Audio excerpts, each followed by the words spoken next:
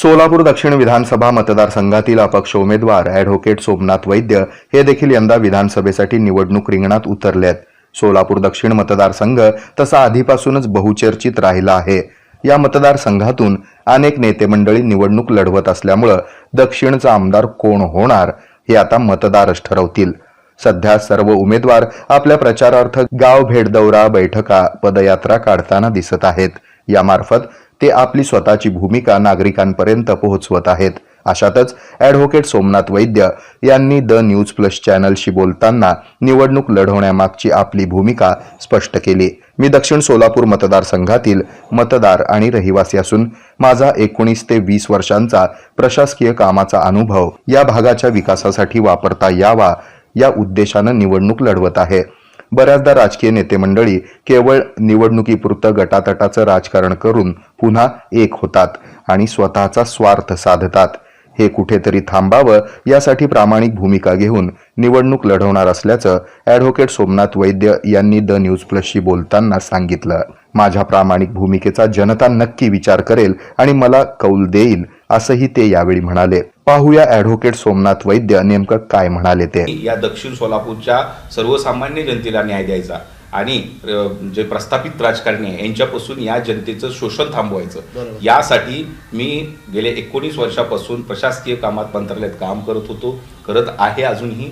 म्हणून विचार केला की आपण तेच राजकारणी तेच प्रश्न आणि निवडणुका आल्या की हे एकमेकावर टीका करतात आणि परत निवडणुका झाल्या की सोयीने आपल्या सोयीने ते सरकार स्थापन करतात, विचाराला बगल देतात। आणि यासाठी मी या भागातून मी इथं 15 वर्ष झालं द्वारकाधीश मंदिरापाशी राहतोय।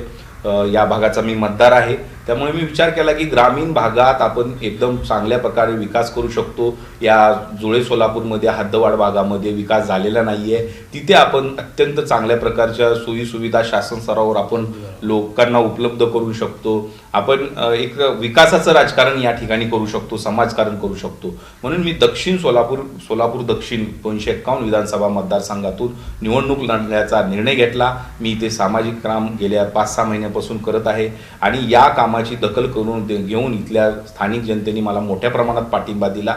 म्हणून मी पुढे माझा अपक्ष फॉर्म भरलेला आहे आणि तो मान्य होऊन मला CCTV कॅमेरा हे चिन्ह मिळालेलं आहे आणि मी आता ताकदीने जनतेसमोर मी माझं विकासाचा अजेंडा तयार करून मी असा पॅम्पलेट प्रत्येक घरामध्ये पोचवत आहे आणि माझ्या CCTV कॅमेरा या चिन्हाला मतदान करा म्हणून मी आवाहन करत आहे। आजकाल आमदार झाले की लोक स्वतःच्या संस्था, बँका, हे ते कारखाने ह्याच्यामध्ये बिझी राहतात आणि स्वतःच्या आमदारकीचा उपयोग हा आपल्या संस्था विकसित करण्यासाठी करतात। आम्ही तसं नाही करणार। माझी ना बँक असणार आहे, माझी कारखाना असणार आहे, काय ही ऍक्च्युअली हे म्हणजे काय चुकीच्या गोष्टी नाही आहेत, परंतु ह्या असल्यामुळे लोकांना मतदाराकडे वेळ तर 24 तासाचाच असतो आणि ज्यावेळेस आपण संस्था उभा करतो त्यावेळेस त्या संस्थांमध्ये लक्ष द्यावं लागतं, त्यामुळे ह्यांच्याकडे वेळ शिल्लक राहत नाही। हे लोकांची कामं करतो म्हणून मतदान मागतात, परंतु स्वतःची संस्था मोठ्या करतात आणि पुन्हा त्यातून त्यांना तिथं वेळ मिळत नसल्यामुळे अनावधानांनी ते पण हातबल होतात।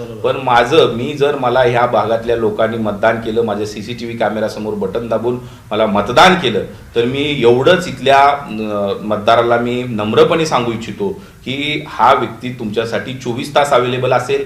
मी नावाला आमदार असेल, इथली सर्वसामान्य जनता हेच आमदार असतील। मी जनतेचा सालगडी म्हणून मंत्रालयात काम करेन, विधान भवनात काम करेन, जनतेचा सेवक म्हणून मी 24 तास तिथे प्रामाणिकपणे काम करण्याचा प्रयत्न करेन, 100% कामे पूर्ण करायचा प्रयत्न करेन।